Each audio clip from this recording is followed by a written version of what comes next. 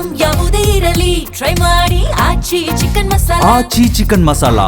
ಉಂಡ ಮನೆಗೆ ಕನ್ನ ಹಾಕಿದ್ದ ದಂಪತಿಯ ಬಂಧನವಾಗಿದೆ. ಮನೆ ಕೆಲಸಕ್ಕೆ ಅಂತ ಹೇಳಿ ಬಂದು ದಂಪತಿಯಿಂದ ಕಳವು ಮಾಡಲಾಗಿತ್ತು.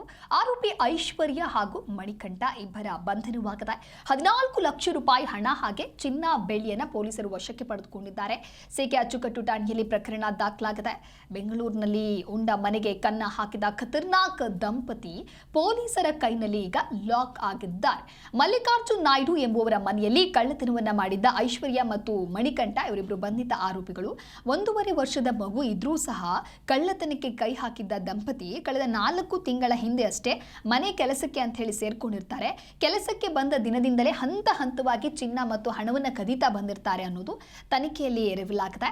ಏಪ್ರಿಲ್ 25ರಂದು ಮತ್ತೆ ಮನೆಯಲ್ಲಿ ಇದ್ದಂಥ ಚಿನ್ನ ಕದ್ದಿದ್ದ ವೇಳೆ ಮಾಲೀಕನಿಗೆ ಅನುಮಾನ ಬರುತ್ತೆ. ಪೊಲೀಸ್ ಠಾಣೆಗೆ ಕಂಪ್ಲೇಂಟ್ ಕೊಡ್ತಾರೆ. ತಕ್ಷಣ ಕಾರ್ಯಾಚರಣೆಯನ್ನು ನಡೆಸಿದಂತಹ ಸಿಕೆ ಅಚ್ಚುಕಟ್ಟು ಪೊಲೀಸರು ದಂಪತಿಯನ್ನ ವಶಕ್ಕೆ ಪಡೆದುಕೊಂಡು ಸುಮಾರು 14 ಲಕ್ಷ ಹಣ ಹಾಗೆ 199 ಗ್ರಾಂ ಚಿನ್ನ ಹಾಗೂ 730 ಗ್ರಾಂ ಬೆಳ್ಳಿಯನ್ನ ವಶಕ್ಕೆ ಪಡೆದುಕೊಂಡಿದ್ದಾರೆ. ಹಾಗಾಗಿ ಮನೆಯ ಮಾಲೀಕರು ಕೂಡ ಎಚ್ಚೆತ್ತುಕೊಳ್ಬೇಕಾಗತ್ತೆ.